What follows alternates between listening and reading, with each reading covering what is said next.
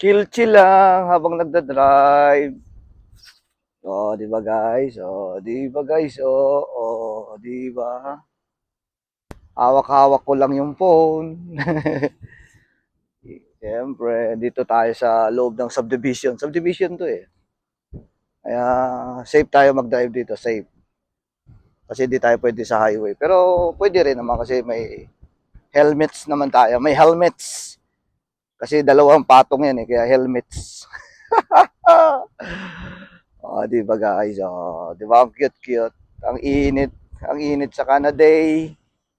It's Sunday, pero tayo ay ikot-ikot lang, ride-rides lang, di ba? Family day, pero alone ako ngayon. Alone, alone, alone, alone. Bye-bye. See you again.